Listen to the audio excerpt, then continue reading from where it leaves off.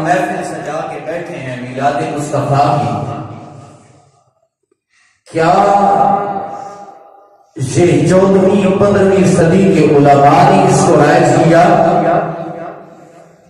یا یہ شروع سے ہی سلسلہ چلا آ رہا ہے؟ تو یہ مسئلہ حل کروانے کے لیے دستک دیتے ہیں شارح بخاری امام قسطلانی کے دروازے پہ،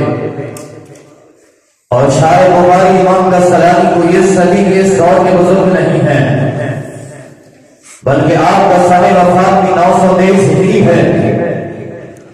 آپ کے سامنے اگر یہ سوال رکھا جائے کہ اے شارح بخاری امام قسطلانی، آپ بتائیں گے سید عالم نور مجسم شفیع معظم صلی اللہ علیہ وسلم کے میلاد کے محافل کا انعقاد کرنے سے ملتا کیا ہے؟ تو آپ اپنی کتاب مواہب الدنیا میں فرماتے ہیں وَمِمَّا جُرِبَ مِنْ حَاسِهِ أَنَّهُ أَمَانٌ فِي ذَلِكَ الْعَامِ وَبُشْرَى عَاجِلَةٌ بِلَيْلِ الْبُغْيَةِ وَالْبَرَامِ فَرَحِمَ اللَّهُ امْرَأً اتَّخَذَ لَيَالِي بِشَهْرِ مَوْلِدِهِ الْمُبَارَكِ أَعْيَادًا۔ شارح بخاری امام قسطلانی فرماتے ہیں لوگوں سنو، اگر حضور علیہ السلام کے میلاد کی فیوز و برکات کو مجھ سے پوچھتے ہو تو وَمِمَّا جُرِبَ مِنْ حَاسِهِ أَنَّهُ أَمَانٌ فِي ذَلِكَ الْعَامِ، فرمایا جی میرا مجرب عمل ہے، اور مجرب عمل وہ ہوتا ہے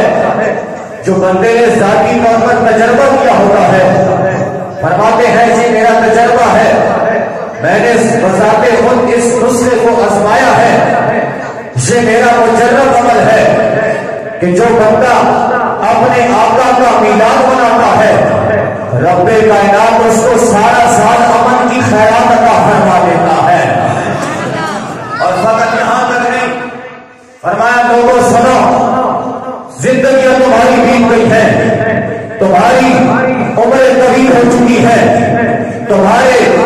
دل و دماغ میں کافی ساری حسرتیں ہیں، تمہارے سینوں کے اندر کھٹکتے ہوئے دلوں میں کافی ساری نیک تمنائیں ہیں، آرزویں ہیں، مرادیں ہیں، خواہشات ہیں۔ کہا سنو وَبُشْرَى عَاجِلَةٌ بِلَيْلِ الْبُغْيَةِ وَالْبَرَامِ، کہا میرا جو تجربہ ہے کہ جو بندہ اپنے نبی کے ذکر کی مجلس کو سجاتا ہے اللہ اس کو سارا سال امن کی خیرات عطا فرماتا ہے، اور دوسرے نمبر پر جس بندے کے دل کی کوئی مراد پوری نہ ہوتی ہو، جس بندے کے دل کی تمنا اور آرزو اور خواہش پوری نہ ہوتی ہو، وہ اپنے آقا کا میلاد منائے، اللہ اس کی مرادوں کو پورا فرما دیتا ہے۔ اور فقط یہاں تک نہیں،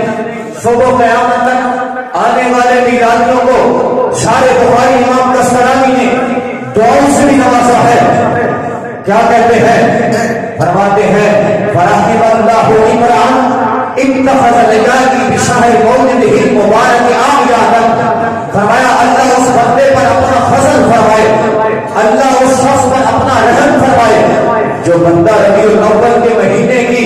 کسی ایک رات کو عید نہیں بلکہ ربیع الاول کے مہینے کی ہر رات کو عید بنا لیتا ہے۔